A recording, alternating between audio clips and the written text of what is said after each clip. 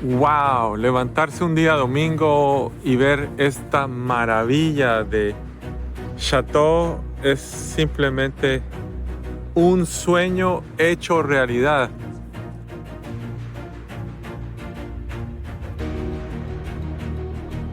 De la adversidad a la cima del poder. Esta es la fascinante historia de Madame de Maintenon, quien nació bajo el nombre de Françoise d'Aubigné en la prisión de Niort en 1635. La vida de Madame de Maintenon estuvo marcada por las adversidades de un principio. Su familia, que era de noble proceder, fueron víctimas de la pobreza y dificultades políticas. Esto la vio obligada a navegar por una infancia turbulenta. Sin embargo, su tenacidad y su espíritu indomable la llevaron a superar obstáculos y construir un destino extraordinario.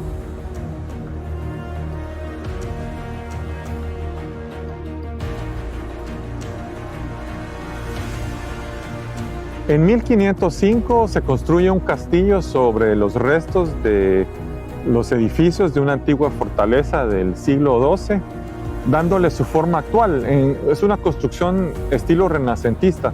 En 1674 se convierte en propiedad de Madame de Maintenon. En ese tiempo era Madame Scarron, porque ella estuvo casada con el poeta Scarron antes de casarse en secreto con el rey Luis XIV.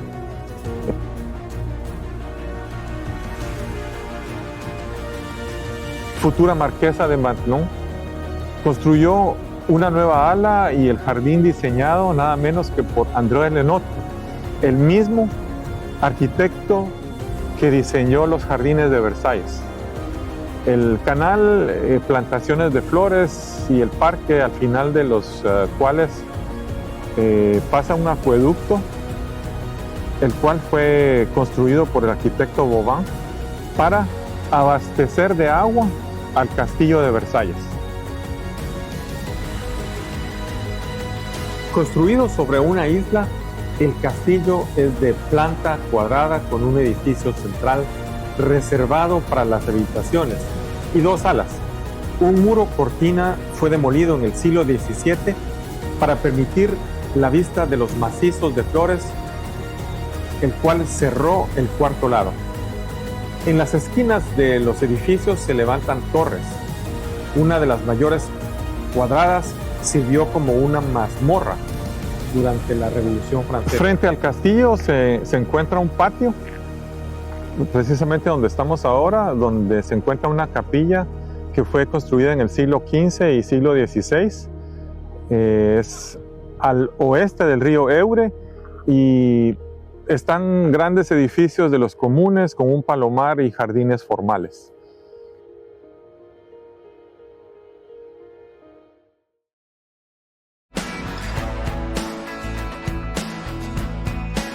El castillo está registrado como Monumento Histórico Nacional desde 1944.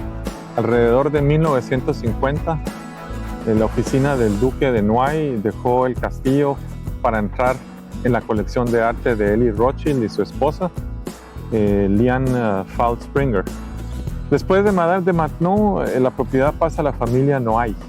Alrededor de 1855, las fachadas principales se transformaron y algunas de las galerías pasan a ser remodeladas al gusto de la época y el parque se convirtió en una zona jardinada, resaltando como decorado las ruinas del acueducto.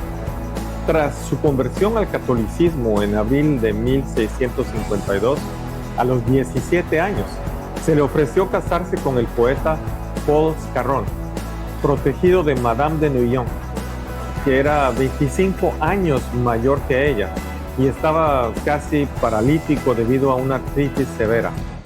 Este ofreció a la joven la posibilidad de elegir entre casarse sin dote o proporcionarle él mismo una dote para que entrase a un convento. Parece que ante la propuesta, Françoise había dicho que es mejor casarse con él que terminar en un convento. A pesar de la diferencia de edad, este matrimonio le brindó a Françoise la oportunidad de acceder a la alta sociedad parisina y cultivar su intelecto en un ambiente de refinamiento cultural.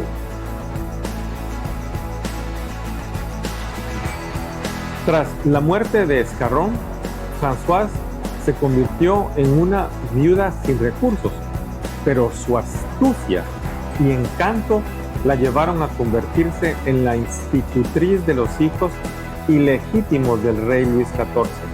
Es por eso que hoy día la conocemos también como la primera institutriz de Francia. A pesar de que Madame de Maintenon se casó con el rey Luis XIV, nunca llegó a ser reina, simplemente obtuvo el título de marquesa. Su inteligencia y su capacidad de gestión la convirtieron en una figura indispensable para el rey. Poco a poco, Madame de Maintenon fue ganándose la confianza del rey Luis XIV, al punto de llegar a convertirse en su confidente, en su consejera. Ella tuvo una influencia enorme en el gobierno de Luis XIV, en el reinado de Luis XIV, al punto de llegar a ser la mujer más importante en ese reinado. Su influencia en la corte se hizo cada vez más patente, llegando a ser considerada la eminencia gris del reino. En 1683, tras la muerte de la reina María Teresa, Luis XIV contrajo matrimonio secreto con Madame de Maintenon.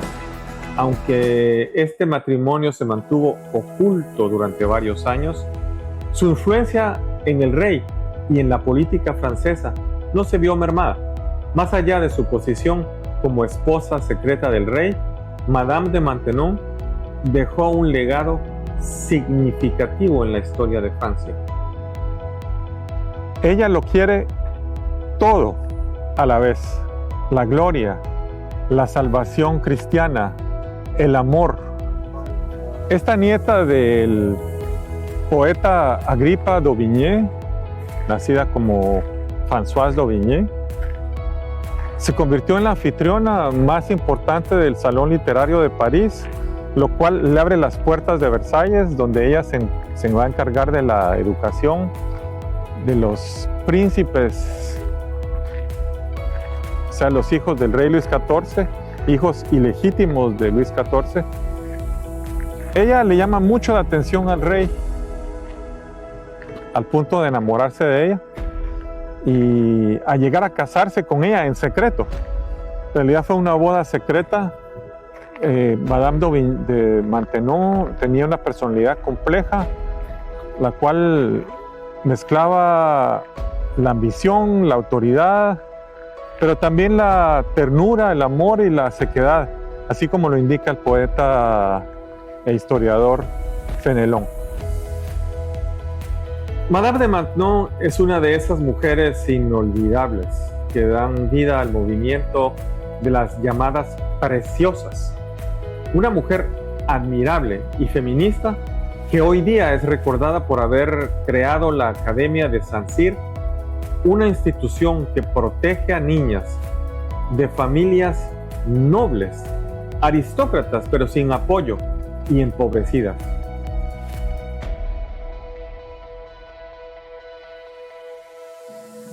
Todos conocemos los jardines de Versalles, cuyo jardín fue diseñado por André Le Nôtre. Este jardín también fue diseñado por André Le Nôtre. Y pues todos sabemos que Versalles es uno de los lugares más visitados en Francia después de la Torre Eiffel. Y lo lindo de este chateau es que es poco conocido, es una maravilla, es manejable, es